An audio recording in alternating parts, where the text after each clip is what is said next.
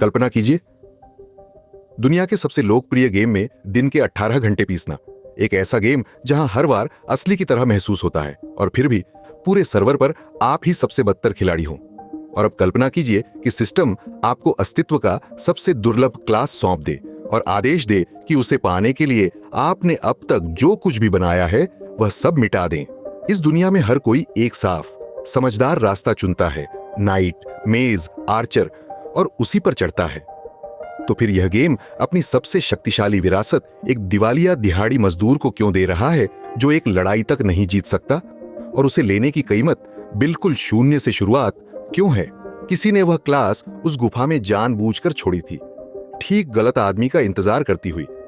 इस रीकैप के अंत तक आप जानेंगे किसने छोड़ी, वह असल में करती क्या है, और दुनिया का सबसे बदतर गेमर दो दुनियाओं में एक साथ सबसे भयभीत करने वाली हस्ती कैसे बन जाता है।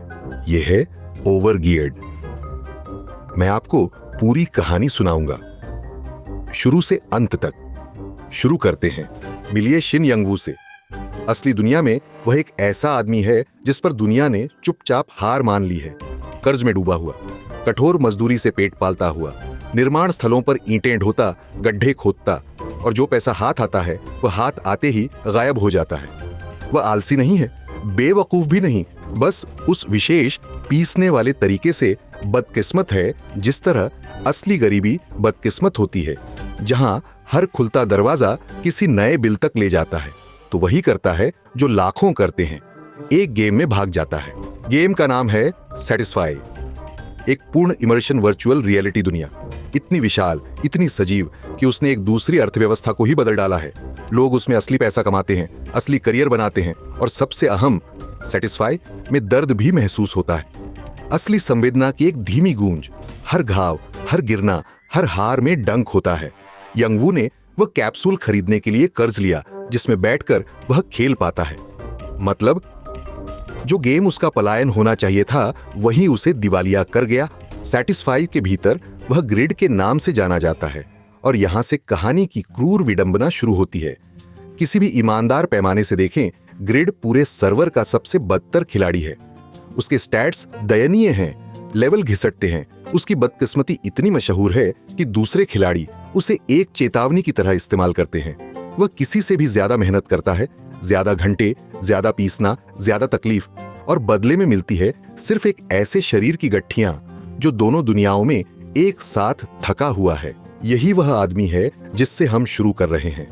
कोई चुना हुआ नहीं, कोई छुपा हुआ प्रतिभाशाली नहीं, एक थका टूटा साधारण आदमी जो हार मानने से इनकार करता है, समझदार आदमी के हार मान लेने के बहुत बाद तक। इसे याद रखिए, क्योंकि वह जहां से शुरू होता है और जहां खत्म होता है, उन दोनों के बीच की खाई ही इस कहानी का पूरा मकसद है। लेकिन कमजोरी इस कहानी की ताकत नहीं है। देखिए क्या होता है जिस दिन ग्रिड की बदकिस्मती आखिरकार दूसरी तरफ मुड़ती है। नक्शे के एक भूले बिसरे बदहाल कोने में अकेला पीसते हुए नॉर्दर्न एंड केव, वह जगह जहां ताकतवर खिलाड़ी कभी झांकते तक नहीं। ग्रिड ऐसी चीज पर हाथ रखता है जो किसी और को नहीं मिली, एक एस रैंक क्वेस्ट, गेम की सबसे ऊंची कठिनाई वाली श्रेणी। ऐसी चीजें जिन पर हमला करने के लिए रेड गिल्ड महीनों तैयारी करती है। वह सीधे उस आदमी की गोद में गिर जाती है जो अपने लेवल से बहुत ऊपर के मॉन्स्टर से लड़ रहा है, ऐसे गियर के साथ जो सिर्फ जिद के भरोसे टिका है। वह उसे पूरा करता है, किसी तरह बेतहाशा, एक बाल की दूरी से, लेकिन पूरा करता है। और उस क्वेस्ट के दिल में इंतजार करता है उसका इनाम, एक ग्रंथ, पगमास रेयर बुक, एक legendary rated class change book. बहुत पहले उस गुफा में एक हस्ती ने छोड़ी थी, पगमा, एक पौराणिक लोहार और तलवारबाज जिसका नाम आज भी दुनिया आदि अधूरी किंवदंतियों में याद करती है। ग्रिड उस पुस्तक का उपयोग करता है और सिस्टम वो मोड पेश करता है जो आगे की हर चीज को परिभाषित कर देगा। पगमस सक्सेसर बनने के लिए, लेजेंडरी ब्लैकस्मिथ क्लास पाने के लिए ग्रिड का पूरा कैरेक्टर रीसेट हो जाता है। वे सारे घिसटते लेवल, वह सारी तकलीफ, हर वह छोटी उपलब्धि जो उसने सर्वर की सबसे बदतर किस्मत में से खींची थी, सब गायब, शून्य पर मिटा दी गई। पूरे गेम का सबसे दुर्लभ क्लास और उसकी कीमत, सब कुछ जो उसके पास था। एक समझदार आदमी टूट जाता। ग्रिड के पास टूटने के लिए कुछ बचा ही नहीं। पूरी जिंदगी उसने शून्य से शुरू करने में गुजारी है, तो वह फिर से वही कर देता है।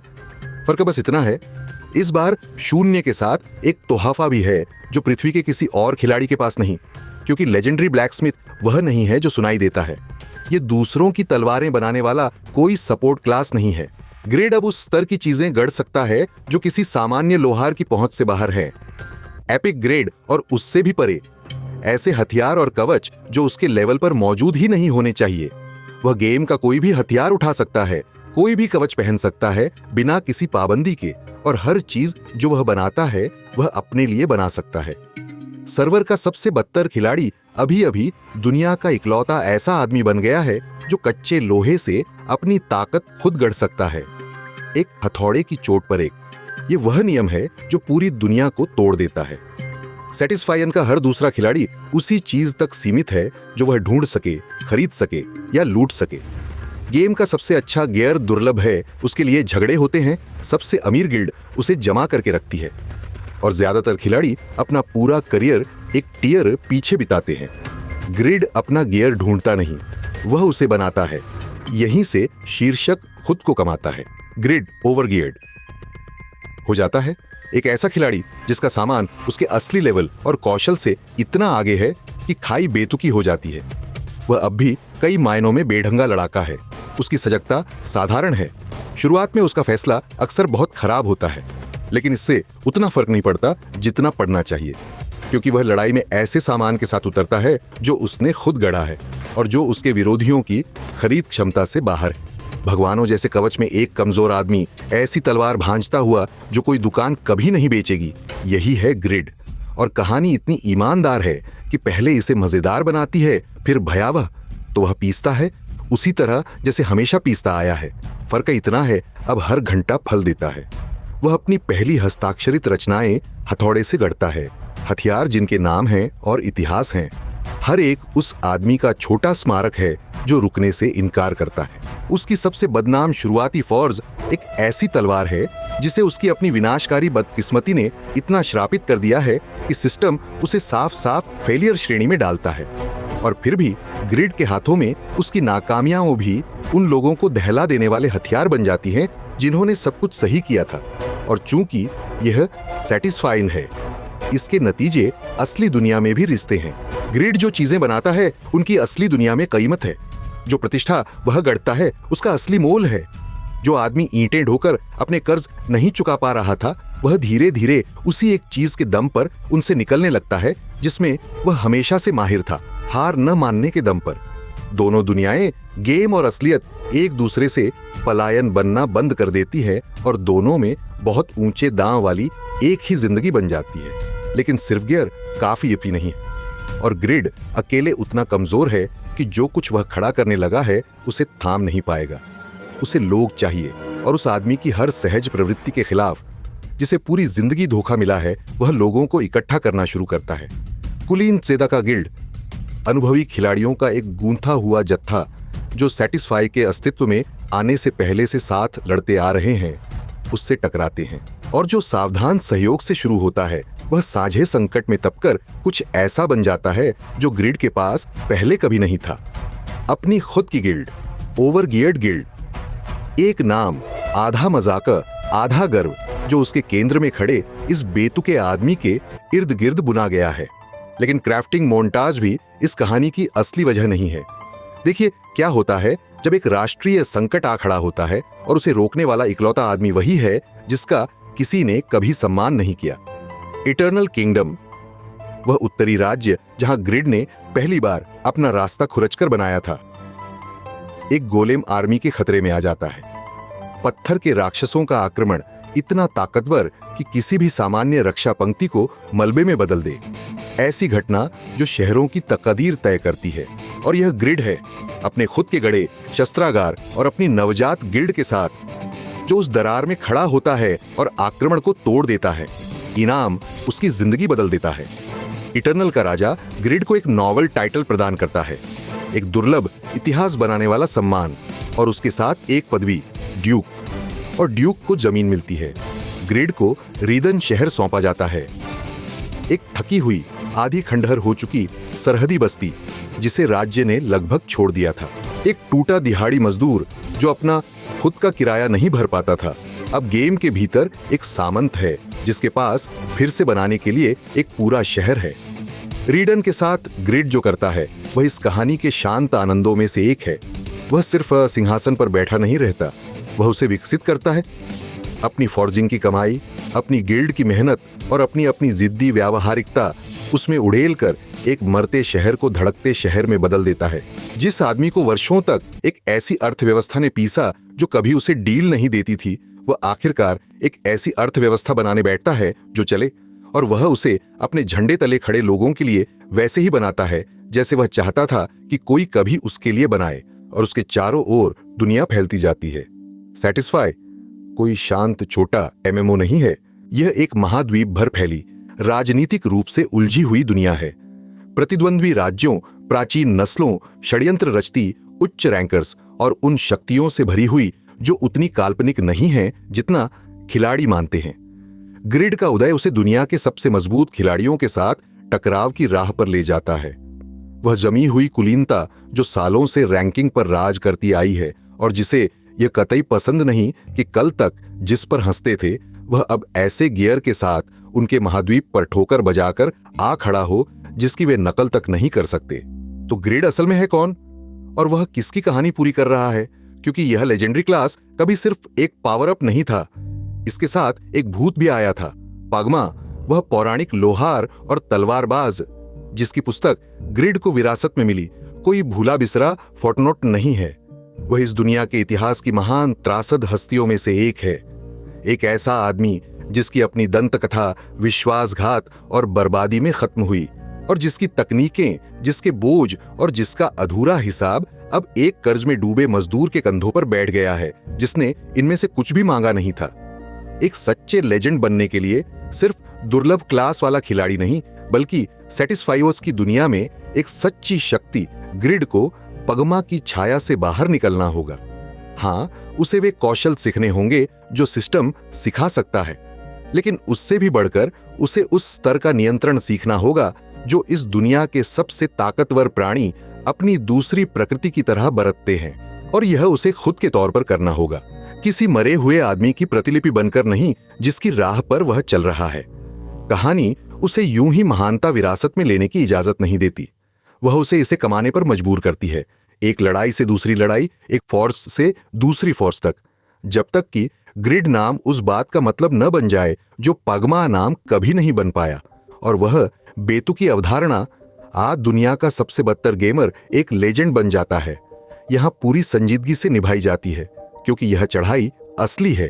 हमने उसे छोड़ा नहीं, हमने एक टूटे आदमी को शून्य पर रीसेट होते देखा, एक एक श्रापित तलवार गढ़कर अपनी मुक्ति हथौड़े से बनाते देखा, एक राज्य की रक्षा करते देखा, एक शहर फिर से बनाते देखा, और उन खिलाड़ियों के सामने अपनी जमीन थामे देखा जिन्हें वे सारे फायदे शुरू से मिले थे जो उसे कभी नहीं मिले।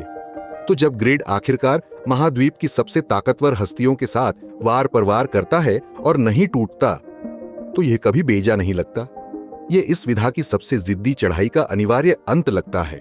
यही वह इंजन है जिसने ओवरगियर्ड को उपन्यास के 1000 से भी ज्यादा अध्यायों तक खींचा है। कोई चुना हुआ नायक जिसे तकदीर सौंपी गई हो नहीं, बल्कि एक साधारण बदकिस्मत अथक मेहनती आदमी जिसे एक असंभव औजार दिया गया और जिसने उसे रखने से इनकार कर दिया। हर राज्य जिसे वह हिलाता है, हर कुलीन को जिसे वह विनम्र करता है, हर वह चीज जो अपने आप में एक दंतकथा बन जाती है, सब उसी एक जड़ से उगती है। वह आदमी जिस पर सर्वर हंसता था, हार मानने को तैयार नहीं था। ग्रिड अंत में जीतता ज्यादा है, हारता कम। लेकिन कहानी सावधान है, जीत उससे क्या कीमत मांगती है और एक ऐसे आदमी से क्या मांगती है जो कभी पूरी तरह उस हारे हुए आदमी से बाहर नहीं निकल पाता जिससे उसने शुरुआत की थी, क्योंकि दो दुनिया वाला ढांचा दोनों तरफ काटता है। सैटिस्फायर के भीतर हर जीत असली है, असली पैसा, असली प्रतिष्ठा कैप्सूल में बैठे थके आदमी तक वापस बहती हुई, लेकिन कीमत भी असली है। ग्रिड खुद को दोनों जिंदगियों में एक साथ उड़ेलता है, और कहानी आपको उस कुर्सी पर झुके शरीर को कभी भूलने नहीं देती, उस परिवार को जो उस पर टिका है, उस कर्ज के भार को जो एक रात में गायब नहीं हुआ सिर्फ इसलिए कि गेम ने उसे एक लेजेंडरी क्लास दे दी। उसकी ताकत विशाल है और उसकी किस्मत गहरे में अब भी श्रापित है, पूरी श्रृंखला का चलता हुआ मजाक और चलती हुई त्रासदी यही है, दुनिया का सबसे मजबूत लोहार उसमें रहने वाला सबसे बदकिस्मत आदमी भी है। हमेशा एक खराब पासे की दूरी पर विनाश से, हमेशा अपने खिलाफ जुटे दांव में से जीत खींचता हुआ, और जितना वह ऊपर चढ़ता है उतने ही ऊंचे दांव उठते हैं। जो एक आदमी का किराया चुकाने का संघर्ष था, वह राज्यों की राजनीति, प्राचीन शक्तियों की रंजिशों और एक मृत दंतकथा के अधूरे युद्ध में उलझा एक आदमी बन जाता है। निर्माण स्थल पर ईंटें ढोता वह लड़का उस हस्ती को पहचान भी नहीं पाता जो वह बनता है। एक ड्यूक, एक कारीगर जिसका नाम विस्मय से लिया जाता है, एक शक्ति जिससे राष्ट्रों को हिसाब चुकाना पड़ता है, और फिर भी इस सबके केंद्र में वह वही आदमी है, जिद्दी, व्यावहारिक, थोड़ा तुच्छ, गहरा इंसानी, खुद को आधा मारकर काम करता हुआ, क्योंकि उसे और कुछ करना आता ही नहीं। ये वह जादू है जो ओवरगियर्ड कर दिखाता है, जो बहुत सारी पावर फैंटेसीज नहीं कर पाती। वह अपने नायक को सबसे दुर्लभ क्लास देती है, सबसे अच्छा गियर देती है, एक शहर देती है, एक पदवी देती है, विरासत में एक दंतकथा देती है, और एक बार भी उसे उस थके बदकिस्मत आदमी से बाहर निकलने नहीं देती जिसने इनमें से हर एक चीज मुश्किल रास्ते से कमाई है। उसे सब कुछ मिलता है, और वह अब भी पहचानने योग्य रूप से सर्वर का वही सबसे बदतर गेमर है जो हार मानने को तैयार नहीं था। इसीलिए हम उसके साथ खड़े होते हैं। ओवरगियर्ड टेम्बल पक सेनल द्वारा लिखे एक वेब उपन्यास के रूप में शुरू हुआ था, एक फैला हुआ कोरियाई VR MMORPG महाकाव्य जो 1000 से भी ज्यादा अध्यायों तक चला और जिसने विधा के सबसे समर्पित प्रशंसक समूहों में से एक बनाया।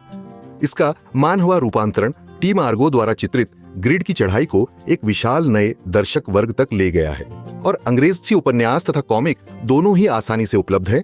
उपन्यास वुक्स्यावर्ड के जरिए, मनवा, बॉबी वेबटून और सामान्य समुच्चय स्रोतों के जरिए। यह कई मायनों में निर्णायक ब्लैकस्मिथ प्रोटैगोनिस्ट लिट RPGOD है, वह कहानी जिसने साबित किया कि एक महाकाव्य ढोने के लिए तलवार, संत या चुने हुए नायक की जरूरत नहीं, बस एक साधारण अथक आदमी चाहिए, एक हथौड़े के साथ और सर्वर की सबसे बदतर किस्मत के साथ। अगर आपने कभी देखना चाहा है कि किसी गेम का सबसे उपेक्षित इंसान एक ऐसी शक्ति बन जाए जिससे दो दुनियाओं को डरना पड़े, और ये करते हुए वह पूरी तरह जिद्दी तरीके से इंसान बना रहे, तो यह वही कहानी है जो इसे सबसे बेहतर करती है। अगर इस रिकैप ने आपको अंत तक थामे रखा तो सब्सक्राइब कीजिए। मनहवा रिकैप वॉल्ट उन कहानियों को कवर करता है जो इस विधा को परिभाषित करती हैं, और ओवरगियर्ड VR MMORPG लहर की आधारशिलाओं में से एक है। देखने के लिए धन्यवाद। अगले रिकैप में मिलते हैं।